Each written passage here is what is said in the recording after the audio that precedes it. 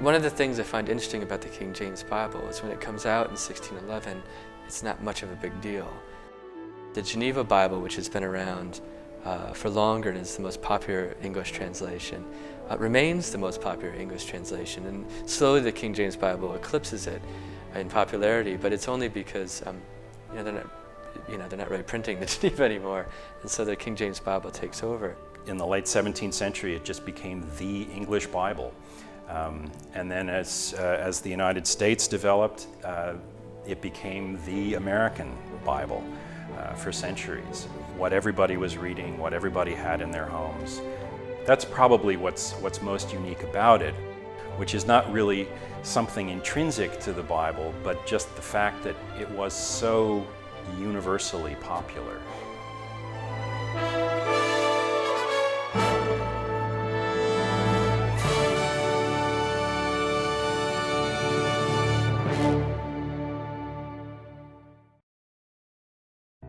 Figure name John. What we're hoping to present in our exhibition is the opportunity for people to really understand what this book was. At the beginning, it's the story of the making of the King James Bible, which begins with the early history of the English Bible before the King James Version. It has this picture of the king handing a Bible to the clergy, but it's not an authorized, it's sort of hinting at this sort of wishful thinking. The second component of the exhibition is the afterlife of the King James Bible. And this is where it gets complicated for us at the Folger, because its afterlife is so vast and huge. You can't tell its story in an exhibition. It's a huge story. There's no book probably that's had nearly as much influence on English-speaking culture as the King James Bible. Then we have, this one would be open partly, and we'd have maybe an open quarto here. So it's a question of picking and choosing pockets and bits and pieces of that story. I know you like this title page set up here in the frontispiece. That's a really beautiful opening. I really like that. Each case has a sort of topic or a point to make, and it's sort of our challenge to find artifacts that are going to help illuminate that point. This is kind of a nice looking case so far. What do you think? I agree. Yeah. Choosing the artifacts for the cases involves a lot of different decisions. Some of them very basic, like what fits in a case. We're talking about space for one more here. And it's always sad to see some things go, but we really have to sort of rank things by one, sort of how strong are they in terms of helping illuminate the point, and two, sort of how will the public interact with it.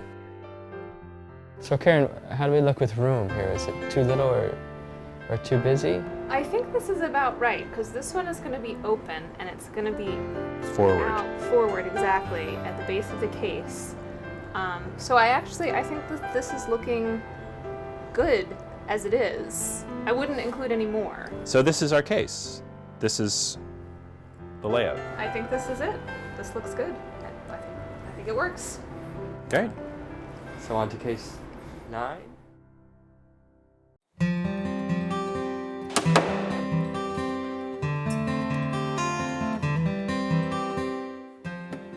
I don't think that the translators who worked on the King James Bible would have ever imagined sort of the global reach that their language would have.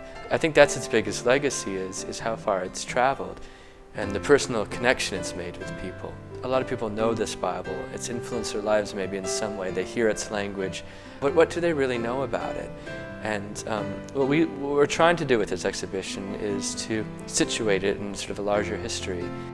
A very broad and very rich story, not just how the King James Bible developed in England, but the rich cultural and literary impact it's had in the United States.